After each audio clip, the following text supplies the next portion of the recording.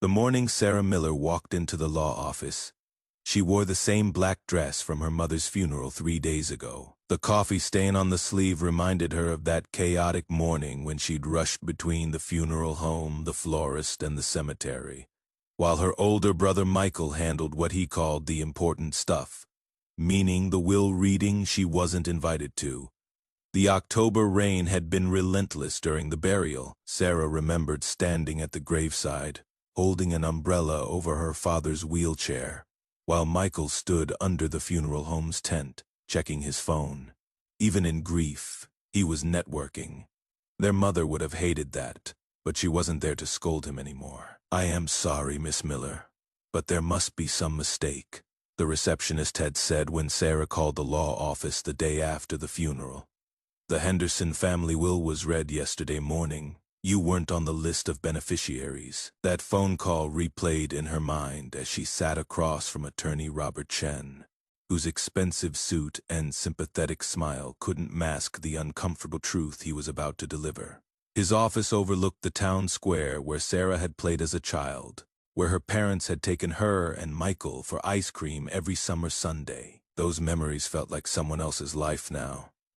"Sarah, I want you to understand this isn't personal," Chen began, adjusting his gold-rimmed glasses and sliding a thick folder across his mahogany desk. "According to the last will and testament your parents filed 6 months ago, the entire estate, including the family home, all investment accounts, life insurance policies, and personal property, goes to your brother Michael. You've been excluded from inheritance." The words hit like ice water in her veins. Sarah stared at the official documents, recognizing her mother's careful signature at the bottom, right next to her father's shaky scrawl. 43 years old, recently divorced after her husband's infidelity, struggling to pay rent on her teacher's salary of $45,000 a year. And now this. Her parents had left her absolutely nothing, not even an explanation. "But I don't understand," Sarah whispered, her voice catching. "Mom called me every Sunday morning at 9 o'clock sharp. We had dinner together the first Monday of every month for 15 years. She said she was proud of how I helped struggling kids at Roosevelt Elementary. She bragged to her book club about my teaching awards." Chen's expression softened, but his words remained clinical. "Sometimes families make decisions we don't expect, especially in their final years. Your brother Michael mentioned there were some disagreements about your career choices, your divorce, your financial management." Sarah felt her cheeks burn with humiliation. Yes, Michael had always been the golden child, the successful corporate lawyer with the McMansion in Riverside Heights, the perfect wife who organized charity galas, and 2 kids in expensive private schools. But their parents had never shown such brutal favoritism before. Or had they been showing it all along, and she'd been too naive to recognize the signs? "Did they say why?" Sarah asked, hating how small her voice sounded. Chen shifted uncomfortably. "Your mother mentioned concerns about stability after your divorce, the financial difficulties, the career in public education rather than something more substantial." The judgment in his tone was unmistakable. Sarah had dedicated 20 years to teaching 3rd graders how to read, had spent her own meager salary on classroom supplies, had tutored struggling students for free every afternoon. But apparently, that wasn't substantial enough for her parents' final blessing. Walking to her Honda Civic in the parking garage, the same car she'd been driving for 8 years because she couldn't afford payments on anything newer, Sarah's phone buzzed insistently. Michael's name flashed on the cracked screen. "Hey, sis, heard you stopped by Chen's office today." His voice carried that patronizing tone she'd grown to hate. "Look, I know this is hard, but Mom and Dad made their choice. They wanted to make sure the family money stayed with someone who could handle it responsibly. You understand, right? After the divorce and everything, they were worried about your judgment." Sarah gripped the phone tighter. "My judgment? Come on, Sarah. You married a guy who emptied your savings account to fund his poker addiction. You chose teaching over law school when Dad offered to pay for it. You've been living paycheck to paycheck for years. They loved you. But love doesn't always mean leaving someone a fortune they might squander." She hung up without responding, her hands shaking with rage and humiliation. That evening, Sarah sat in her late parents' empty house, which Michael had graciously given her 2 weeks to remove any sentimental items she wanted before putting it on the market. How generous of him to allow her to take photographs and maybe her grandmother's jewelry box. The house felt like a mausoleum of her childhood. Her mother's reading glasses still sat on the kitchen table beside a half-finished crossword puzzle. Her father's coffee mug, the one Sarah had made him in a pottery class when she was 12, remained in the sink, still stained from his last morning. Everything smelled like her mother's lavender perfume and her father's pipe tobacco, creating a ghostly presence that made Sarah's chest ache.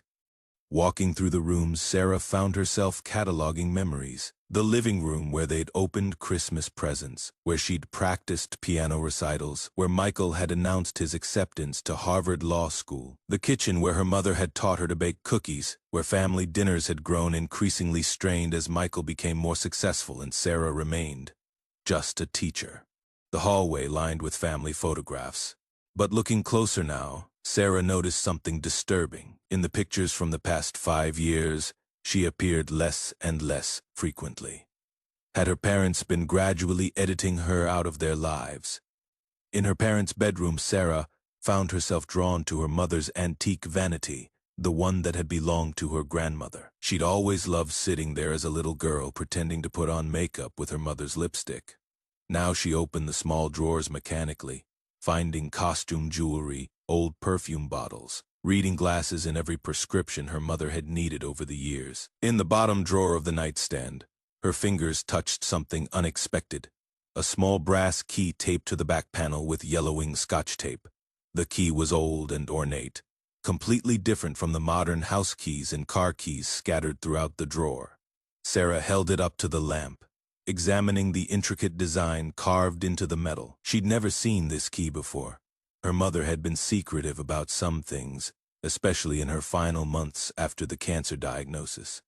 She'd mentioned important papers several times during their Sunday phone calls, but always deflected when Sarah asked for details.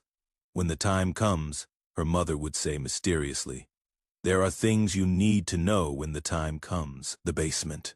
Sarah suddenly remembered her father's old filing cabinet from his accounting practice, the heavy metal monster he'd moved from his office when he retired 30 years ago. Her mother had gone down there occasionally over the years, always alone, always with papers in her hand, always telling Sarah she was just organizing old tax records. The basement stairs creaked under Sarah's feet, the same sounds from her childhood when she'd sneak down here to hide from Michael's friends. The space smelled of dust and old cardboard, mixed with the faint odor of her father's workshop, where he'd once built birdhouses and fixed broken toys.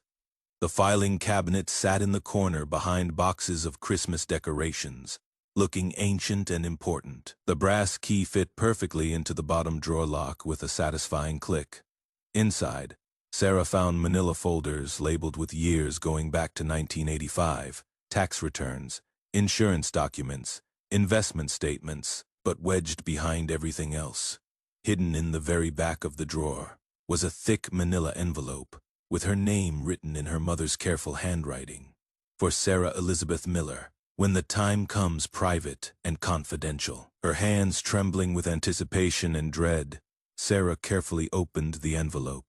The first document was a last will and testament, official and notarized, dated just 2 weeks before her mother's death. In it, her parents left their entire estate to Sarah. The house, the investment accounts, the life insurance policies, even what they called Michael's anticipated inheritance.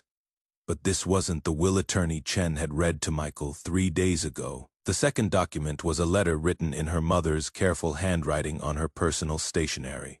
"My dearest Sarah, if you are reading this, it means I didn't have the courage to tell you the truth before I died, and for that I am deeply ashamed.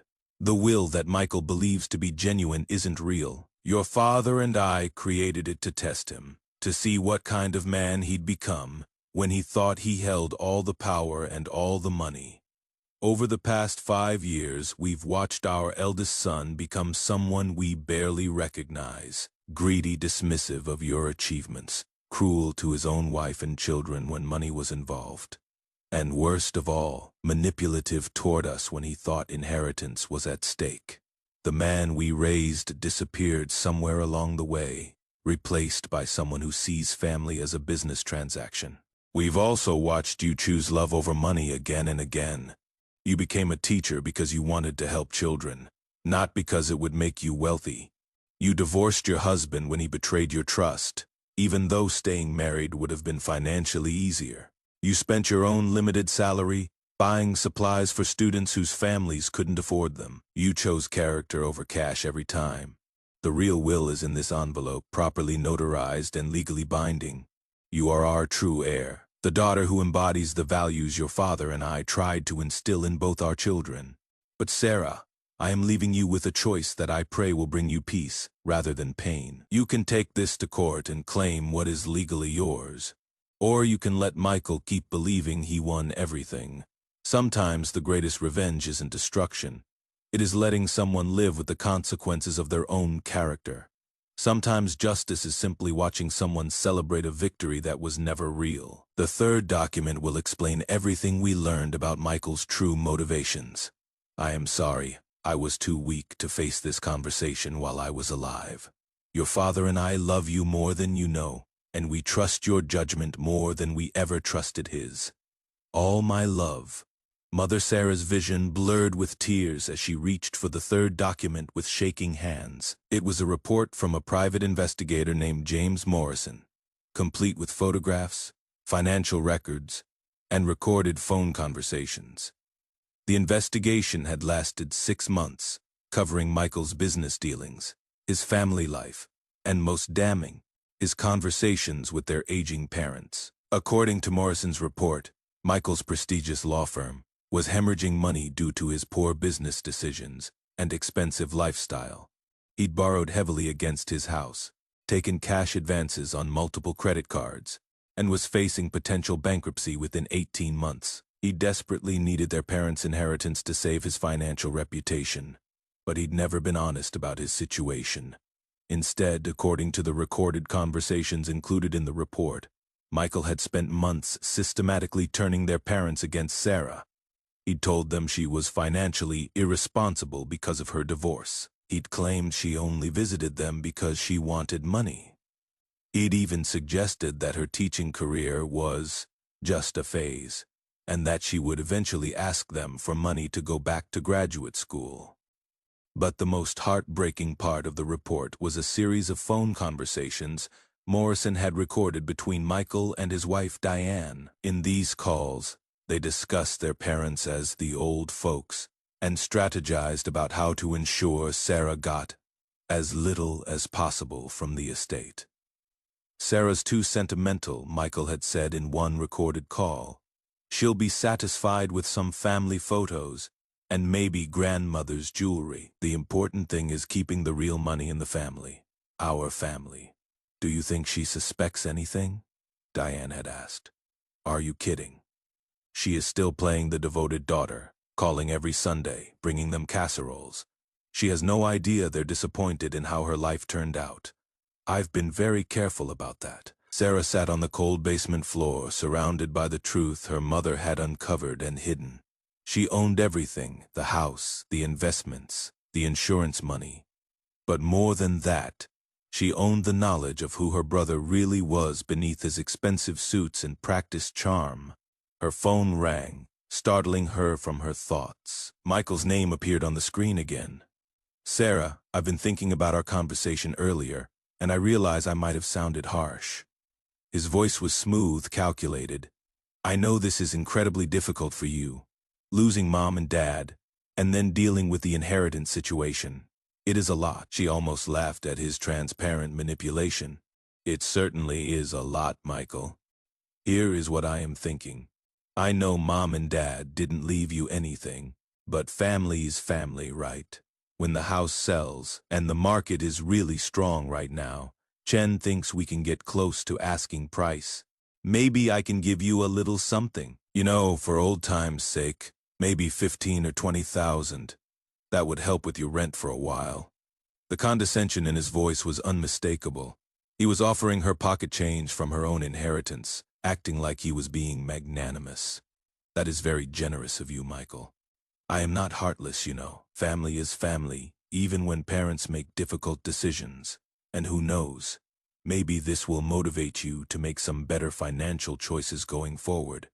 Maybe consider a career change, something more stable than teaching. Yes, Sarah said, looking at the real will in her hands and thinking about the choice her mother had given her. Family is family, and character is character. The next morning, Sarah called Attorney Chen's office and requested an emergency meeting. She arrived with her own legal representation, Janet Rodriguez, a former student's mother who had become a successful estate attorney after Sarah helped her daughter learn to read during a difficult period in elementary school. I have some documents you need to see immediately, Sarah told Chen, placing the manila envelope on his polished desk. Documents that will significantly change your understanding of my parents' estate. Chen's face went through several distinct changes as he read confusion, then recognition, then something approaching panic. His hands actually trembled as he held the real will. This is authentic, he whispered, examining the notarization and signatures. But Michael showed me a will that looked completely legitimate. How did he even obtain a copy of a document that was never meant to be executed? My parents created the false will specifically to test him, Sarah explained, her voice steady despite the magnitude of what she was revealing. And based on his behavior over the past few days, I'd say he failed that test spectacularly. Janet Rodriguez leaned forward, her professional demeanor sharp and focused. What this means, Mr. Chen, is that you've been operating under fraudulent documents. Miss Miller is the rightful heir to an estate worth approximately $2.8 million, and will need to discuss the legal implications of the false will reading, including potential damages. Chen was calculating rapidly, his legal mind processing the implications. If this will is genuine, and it certainly appears to be, then everything we did 3 days ago was based on falsified documents. But how did Michael get access to the fake will? Who created it? According to this letter, Janet said, holding up the mother's explanation, the parents created both documents, one real, one false. The false one was given to Michael to test his character. The real one was hidden for Sarah to find. Within an hour, Michael was called to the office under the pretense of signing additional estate documents.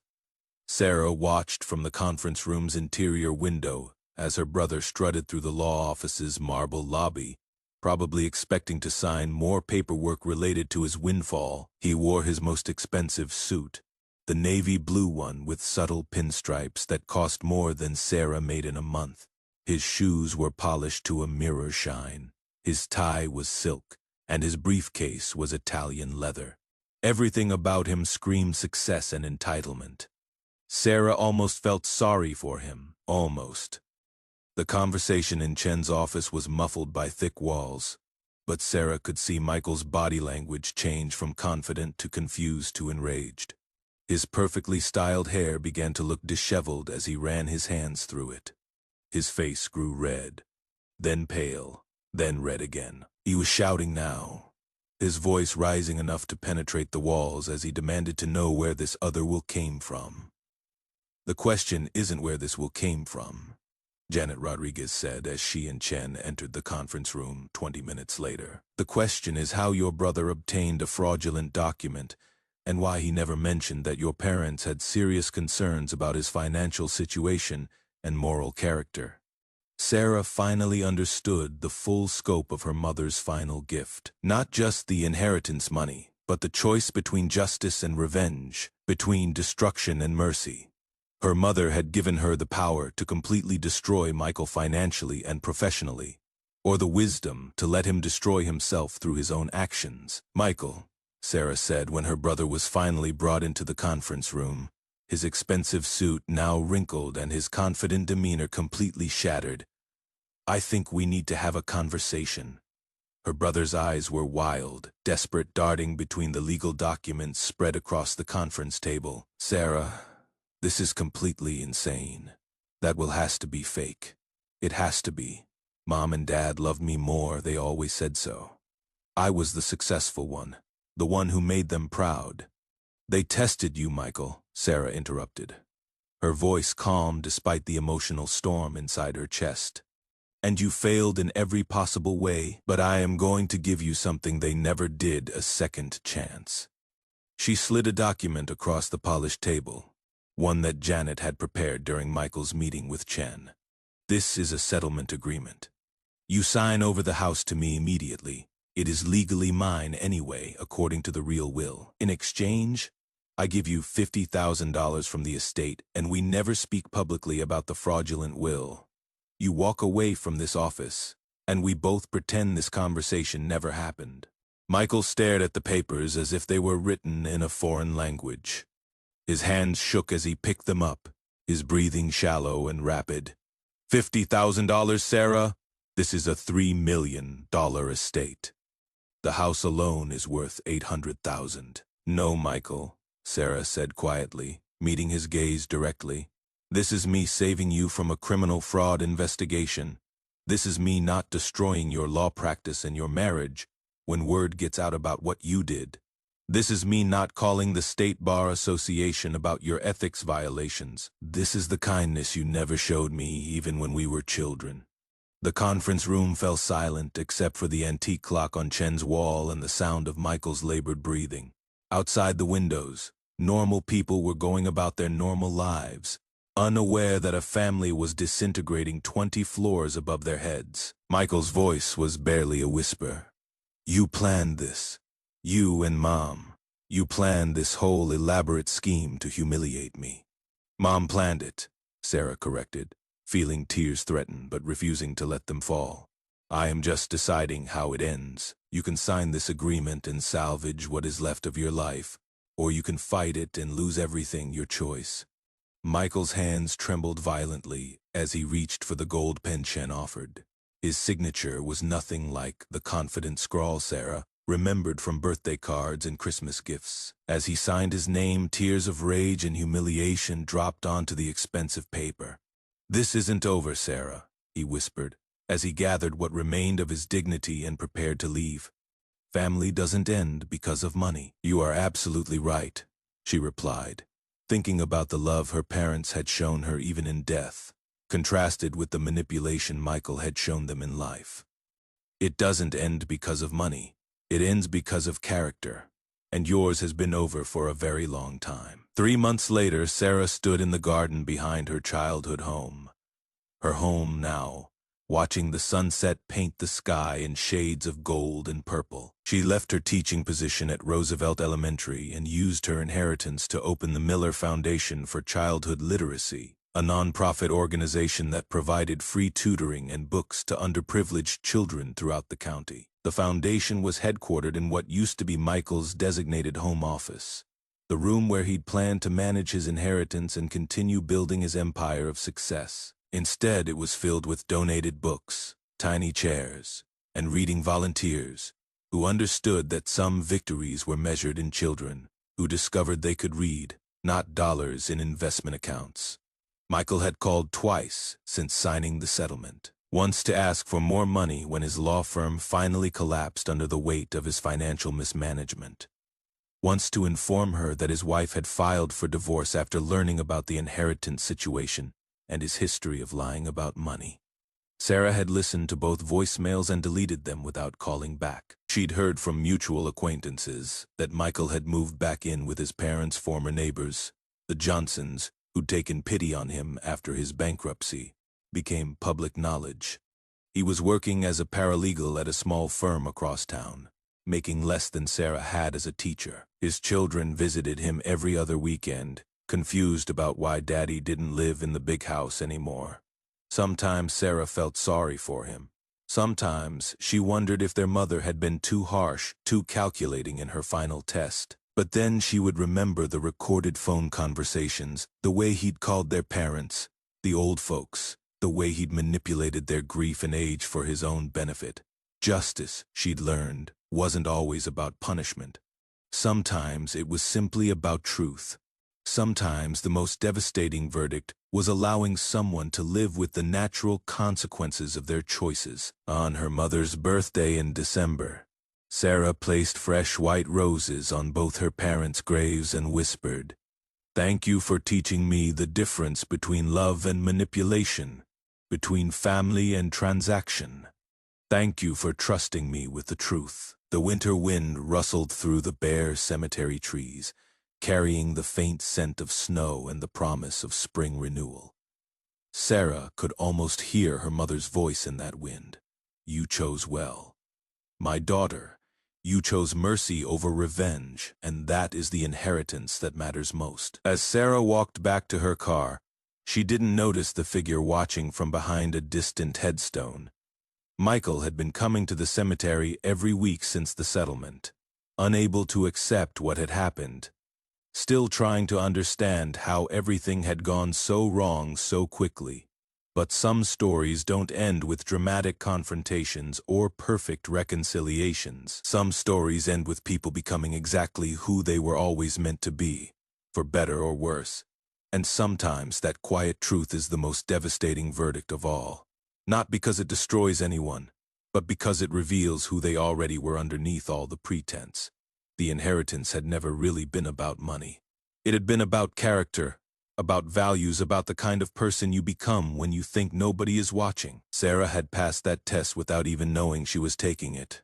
Michael had failed it spectacularly, even with every advantage in his favor. And in the end, both of them inherited exactly what they deserved.